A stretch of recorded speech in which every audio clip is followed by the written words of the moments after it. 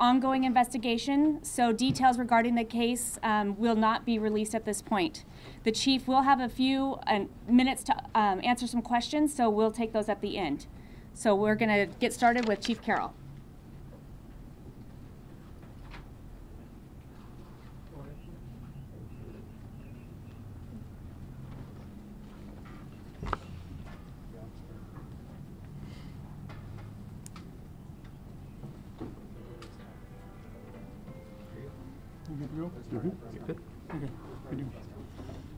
You guys ready? Good afternoon. Thank you guys for coming. This is obviously to talk about the tragic deaths that occurred on Nob Hill Court of 5 victims on Saturday night. Saturday night, about 3:26, officers received a check the well-being call, the 2600 block of Nob Hill Court. When they arrived, officers made entry into the house and discovered 5 victims that had been killed inside the residence. The victims ranged in age from, there were 2 adults and 3 children. The youngest was 6 months old, a 5-year-old, and a 6-year-old were found inside the residence. Detectives responded to the scene, immediately began a homicide investigation, and they identified Mr. Martin Martinez as a person of interest in the homicide. This was based partially on his past relationship with Amanda Cruz, who was one of the victims inside the residence, and he was also the father of the 6-month-old child that was found deceased inside the residence. As part of the investigation, detectives began attempting to locate Mr. Martinez and sent out information to other law enforcement agencies that he was a person of interest in this case. Back to another case involving Mr. Martinez, which may be tied to this. In October of 2014, Mr. Martinez was listed as a potential suspect in a crime report involving the death of a 2-year-old, Christopher Ripley. Christopher sustained head injuries while Mr. Martinez was watching him alone at his residence. Christopher was taken to a local hospital and then taken to Madera for those head injuries, where he passed away 2 days later from those injuries.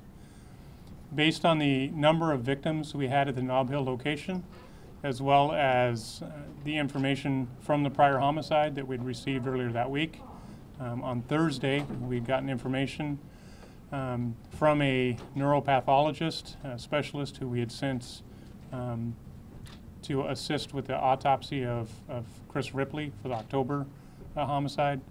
On Thursday, we got a verbal notification that she determined, or her findings were, that Chris had died as a result of a homicide or blunt force trauma, not by an accident. Based on that information and the fact that we needed to identify or locate Mr. Martinez, a Ramey warrant was issued for his arrest.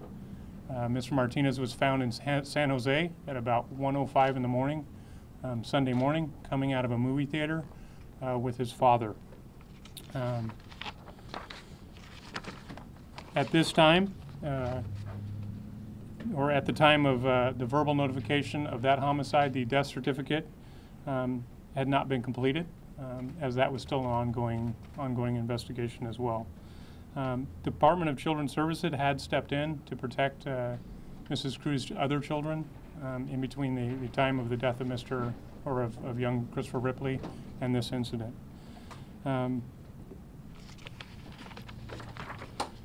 And I'd just like to thank the Department of Justice Forensic Services Bureau for their help. They had a forensic team respond to the scene and help us with forensic evidence at the scene, do collection of forensic evidence, and they're in the process of processing that evidence as well. Our detectives are continuing to do interviews and to determine exactly what occurred at the Nob Hill residence. We're also looking to make sure that all of those victims find justice, whether that be Mr. Martinez being responsible or ruling out that anybody else could be possibly responsible for that. So in closing, I'd like to extend my condolences to the family and friends of the victims of this horrible crime. And with that, I'll take a few questions. Chief, what took 9 months to, it seems like 9 months passed from Chris Ripley's death to the verbal word that it was blunt trauma. What took 9 months to get that? And you got that word on Thursday, the 16th. This new murder was on Saturday. When did you put out the warrant for his arrest? On that Thursday? No, and actually what took 9 months is, as many of you know, homicide investigations do take a great deal of time. You only have one shot at making an arrest or making that case, so you want to make sure that you do that properly. With the 9 months, part of that was hiring a forensic analyst to do additional testing on Christopher Ripley, and so sometimes that just takes time. The verbal notification was on Thursday. The Ramey warrant was issued Saturday night after Mr. Martinez became a person of interest in this homicide. And that was so that we could ensure that he was taken off the street and did not disappear while we were looking into this homicide. Why not issue right from Thursday when you knew it was blunt force and he had already been a suspect? At that time, there was no indications that there would be any violence within that family. There had been no calls for service at that location. It is believed that Mr. Martinez and Ms. Cruz had continued a relationship. In fact, the 6-month-old was their child. And so the verbal notification is not the final report. It's not the final coroner's report. It's also not the final report from that pathologist. So there was still some investigating or paperwork that needed to be done before that case was filed. We actually sped it up on Saturday night when Mr. Martinez became a person of interest in this homicide. Chief Carroll, with all due respect, yes. Did the police department drop the ball on this one? Mr. Martinez was a suspect in this 2-year-old's death, and for 9 months he was allowed to still have continued contact with this family and these children. Could all of these individuals' deaths have been prevented? Absolutely not. The Modesto Police Department did not drop the ball on this. Like I said, when it comes to homicide investigations, you only have one shot to make your case. And there's much more than just the police department that's involved in criminal investigations. We put together a case. There has to be enough probable cause to arrest that individual. And then there has to be enough for the district attorney to be able to file charges on that case. So, no, the police department did not drop the ball.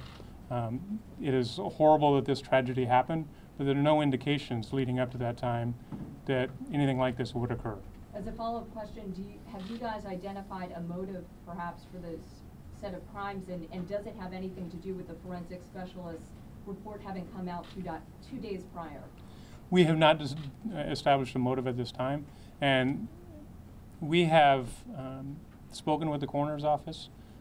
My understanding is very limited people knew that verbal report came out from that specialist, so we do not believe that played a factor in this incident. Can you talk about the children and what their connection was? We've heard some speculation that one of the children in the house was maybe just there for a sleepover and not related. That is the case. One of the children was there, not for a sleepover, but was dropped off that morning to attend an event with the family. And who was the other adult? The other adult is Anna Brown Romero, age 57, and she is Mr. Martinez's mom. CPS was not involved. He said CPS was involved with the other children, but Correct. Martinez was still living at that house. So what exactly did CPS do? I can't answer that question. They did enforce those orders in the last at least 2 months. He was not living at that residence any longer. When it comes to what was done before that to enforce that order, I can't answer that question. Do you know how the people were killed, and was there any indication that any of the women tried to protect the children? I'm not going to answer that just because we're still in an active investigation. Obviously, I do know, but it's just not something I want to answer because we're in an active investigation. You can't say whether it's gunfire or some other. I'm not going to at this time. We have time for 2 more questions. Alejandra, did you have something? Yeah, it was the same question. Okay. Thank you. 2 more. How long were the bodies, were they dead? I mean, how long did it take before police found them? The officers responded to the Nob Hill Court address after some of Ms. Cruz's friends went there because she didn't show up for a lunch date. And so it was not a long period of time. We know that Ms. Cruz had other children. Were there any other children that were in the house that survived or were outside of the house but have survived, and are they now with CPS?